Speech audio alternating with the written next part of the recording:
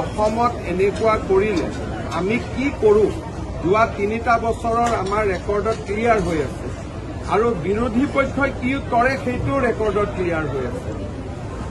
আমি যেতিয়াই নাৰীৰ ওপৰত কোনোবাই অত্যাচাৰ কৰে, ধৰ্ষণ কৰে, আমি লগে লগে ন্যায় কৰি দিওঁ আৰু বিৰোধী পক্ষই সেই ন্যায়টো কৰিলে বেয়া পায়। আমিতো হিচাপ সমানে লগে লগে বৰাবৰ কৰি দিব যত্ন কৰোঁ।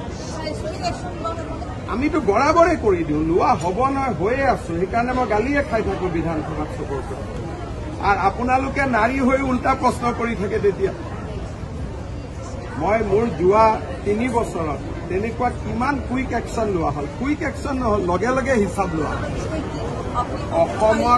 অসমত এনেকুৱা কৰিলে আমি কি কৰোঁ যোৱা 3টা বছৰৰ আমাৰ ৰেকৰ্ডত ক্লিয়াৰ হৈ আছে আৰু বিৰোধী পক্ষই কি কৰে সেইটো ৰেকৰ্ডত ক্লিয়াৰ হৈ আছে।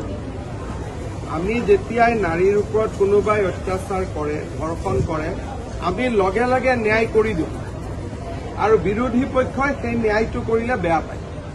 আমিতো হিচাপ সমানে লগে লগে বৰাবৰ কৰি দিব যত্ন কৰোঁ। আমিতো বৰাবৰে কৰি দিওঁ, লোৱা হ'ব নহয় হৈয়ে আছো। সেইকাৰণে মই গালিয়ে খাই থাকো বিধানসভাত চবৰ পৰা। আৰু আপোনালোকে নাৰী হৈ উল্টা প্ৰশ্ন কৰি থাকে। তেতিয়া মই মোৰ যোৱা 3 বছৰত তেনেকুৱা কিমান কুইক একশ্যন লোৱা হ'ল, কুইক একশ্যন নহ'ল, লগে লগে হিচাপ লোৱা হ'ল।